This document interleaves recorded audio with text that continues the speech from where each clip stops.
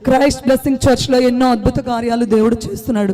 అన్ని సంఘాలు కట్టాలి కట్టాలి కట్టాలి కట్టాలి అని కడతారు.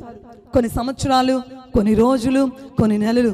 కానీ ఎస్పెషల్లీ క్రైస్ట్ బ్లెస్సింగ్ చర్చ్ని దేవుడు తన ప్రేమ చేత, తన ప్రణాళిక చేత, తన కృప చేత కట్టాడు. గత సంవత్సరము మా ఆలోచనలో కానీ, మా ఊహలో కానీ, మా తలంపులో కూడా లేదండి. ఎవ్వరికి తెలియదు క్రైస్ట్ బ్లెస్సింగ్ చర్చ్ ఏర్పడుతుంది అని. దేవుడు సజీవుడిగా అక్కడ ఉన్నాడు. అందుకనే అంతర్జాతీయ సువార్థికులు సతీష్ కుమార్ అనే 52 రోజుల్లో కడితే క్రైస్ట్ బ్లెస్సింగ్ చర్చ్ 55 రోజుల్లో పూర్తి చేసుకుంది. 55 రోజుల్లో కట్టడం జరిగింది. చప్పట్లో కొట్టండి. నేను ఆదివారం ఒకటే చెప్తా, ఉపవాస ప్రార్థన ఏదైనా మా బిడ్డలకు, వచ్చిన బిడ్డలకు ఒకటే చెప్తా, మీరు వచ్చేటప్పుడు సమస్యలు ఉంటే చెప్పులు విప్పే దగ్గరే సమస్యలు వదిలిపెట్టి లోపలికి వచ్చేయండి.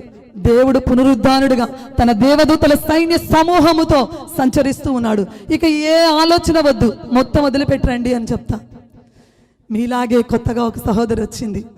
వాళ్ళు అన్నిలు ఎన్నో సంవత్సరాల నుంచి బిడ్డలు లేరంట. చెప్పాలి కదా, కొన్ని 2 సాక్ష్యాలు చెప్తాను. బిడ్డలు లేరంట. ఎన్నో నిందలు, అవమానాలు, ఎన్నో గుళ్ళు మెట్లు ఎక్కిందంట, ఎన్నో పూజలు చేసింది, ఎన్నో యాచనలు చేసింది, రోధించిందంట, ఎన్నో అంతరాలు కట్టించుకుంది. ఎవరో చెప్పారంట, ఇక్కడ మన దగ్గరికే కళ్యాణపురి కాలనీలో చర్చ్ కట్టారు పలానా ఫిలిప్ పాస్టర్ గారు, అక్కడికి వెళ్ళండి, గొప్ప దైవ సేవకులు మంచి వర్తమానాలు చెప్తున్నారు, ఒక్కసారి వెళ్ళండి అని చెప్పారంట ఆ బిడ్డకు. ఆ బిడ్డ ప్రార్థన అయిపోయిన వెంటనే నేను సేవకుడు ప్రార్థన చేస్తుండే గబా గబా పరిగెత్తి నన్ను గట్టిగా పట్టుకొని భయంకరంగా ఏడ్చింది. ఏంటమ్మా ఏంటమ్మంటే, అక్క నాకు బిడ్డలు లేరక్క, నాకు బిడ్డలు లేరక్క. ఏసయ్యను నమ్ముతున్నావా? నమ్ముతున్నానక్క.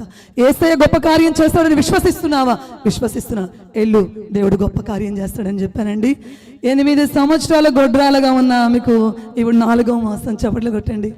ఎంతో మంది స్వస్థపరచబడుతున్నారు, అక్కడ అడుగు పెడుతున్నారు. ఇది ఏదో ఫిలిప్ పాస్టర్ చర్చ్ కాదండి, Christ blessing church, Lydia Philip church కాదు, సంఘస్థుల చర్చ్ కాదు. అక్కడ సజీవుడైన దేవుడు సజీవుడుగా సంచరిస్తూ ఉన్నాడు. అక్కడ అడుగు పెడుతున్న ప్రతి ఒక్కరూ దాన్ని అనుభవిస్తూ ఉన్నారు. ప్రతి సేవకులు, మీ అందరికీ తెలిసే పెద్ద పెద్ద సేవకులు వచ్చారు, వాళ్ళు వస్తూనే అనే మాట ఒకటే, ఇక్కడ దేవుడు సజీవుడు, గాడ్ ప్రజెన్స్, దేవుడు సజీవుడుగా సంచరిస్తున్నాడు.